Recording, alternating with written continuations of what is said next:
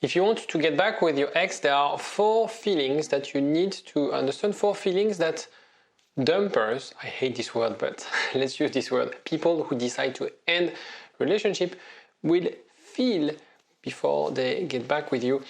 And in this video, I'm going to detail those feelings, and obviously at the end, how can you activate, how can you generate those feelings in your ex's mind. Jingle. IGetMyExBack.com. Everyone deserves a second chance. So why is it important to talk about feelings? Because breakups and relationships, dynamic to some extent, are irrational. And this is why it's always very hard to accept a breakup, because we try to make sense of the decision. We try to draw some narrative, and we use our own perception, we use our own operating system to read or to decrypt this narrative, and it doesn't work because it's based on things your ex might not even be aware.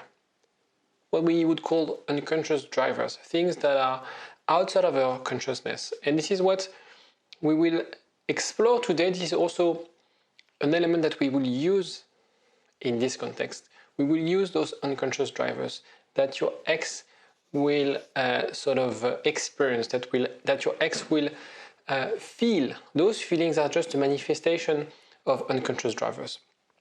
The purpose of this video is not to talk to you about consciousness, belief system, and so on and so forth. The idea here is to give you practical tips.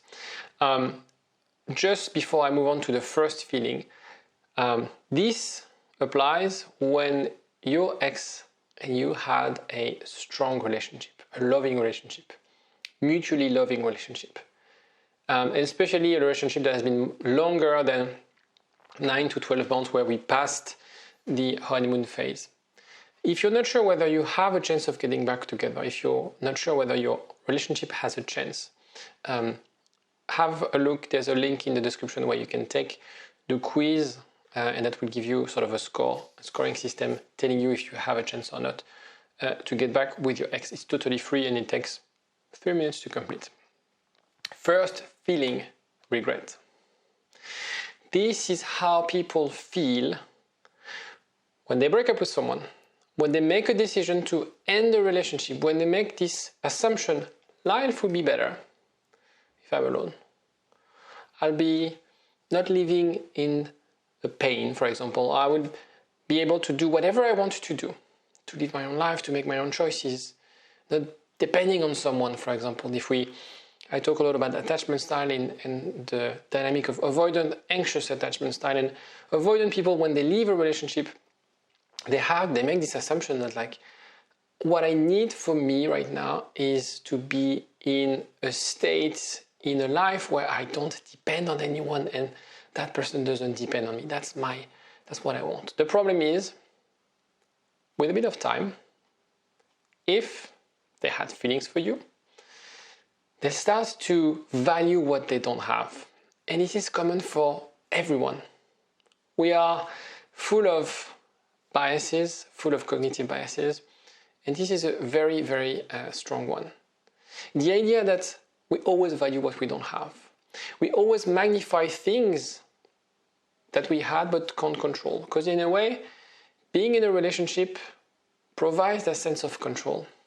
Right? And even avoidant people, they like to control, right? Because the feeling of control is when we feel our needs are met. So in the context of breakup, your ex will feel regret, will be regretful at some stage. Because the idea that he or she made of being single will not live up to the expectations. Second feeling, pride. Pride or ego. Ego is not a feeling. It's the idea of knowing and seeing that you're having your life, that you're not part of their life. So as I said at the beginning, for example, and we'll use this example of avoidant anxious people. An avoidant person, even though he feels that he doesn't want to depend and don't want that person, you, to depend on them, they will have a hard time looking that you have your own life, you have your own friends, you have your social life.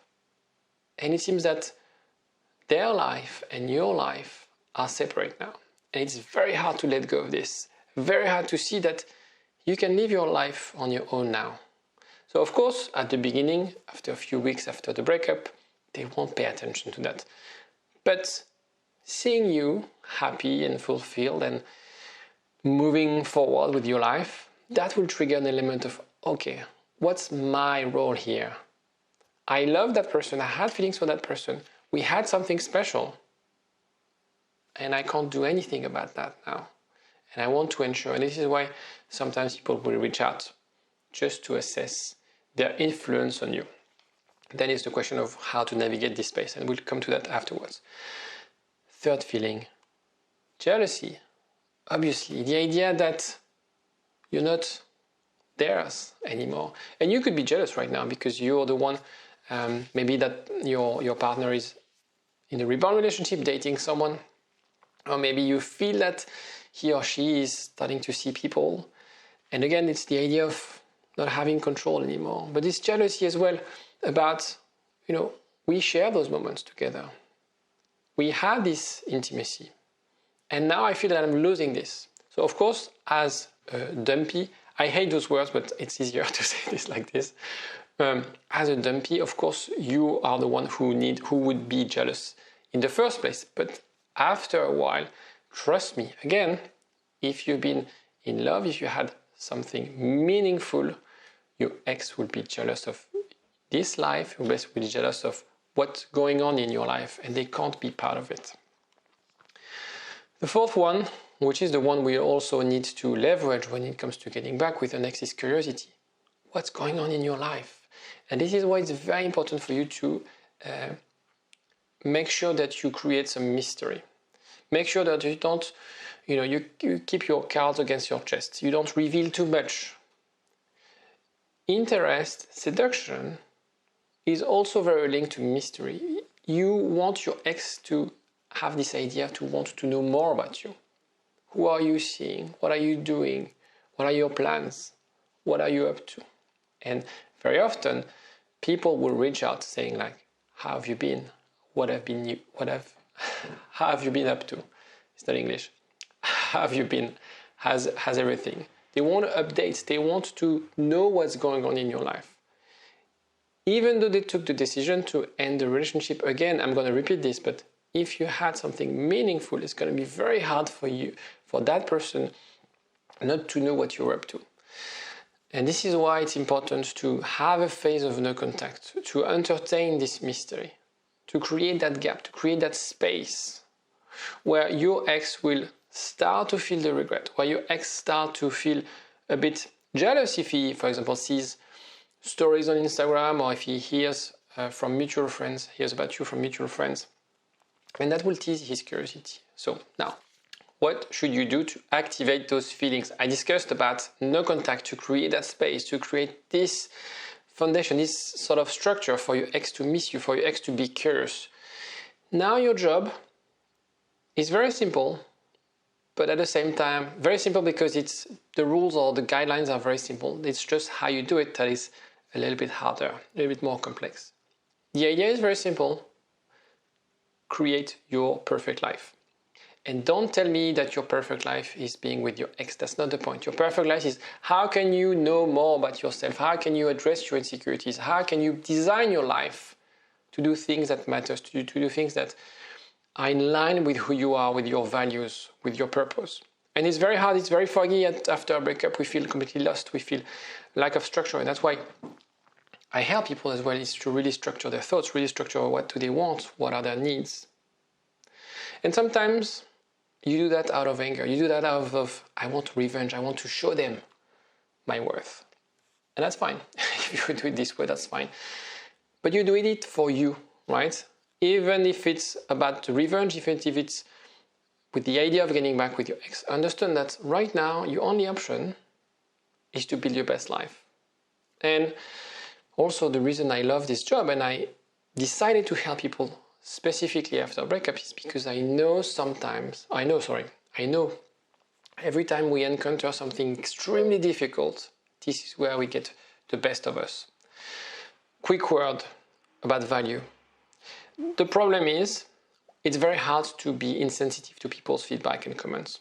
And a breakup is the worst feedback ever. It's really the one that will push our self-esteem extremely low. It's rejection. Rejected by the person we love the most. So yes, assess your part of responsibility, understand the reason of the breakup, but never assume that you're not better than your ex. Never assume that your worth depends on their decision. Remember that 6 months ago you were the same person. You haven't changed massively. They were in love with that person. Never assume that you're not better than your ex. You should actually assume otherwise. You should think right now, they'll never find anyone like me. They will never find anyone like me. That's what matters. That's the rational, that's the narrative that you need to accept right now and embrace. You were in love. He or she had this amazing relationship with you. They will never find anyone like you. Remember this. Get up, nah, I ain't a quitter. Toss me the ball, I'm a really big hitter. Big picture, I'm a straight killer.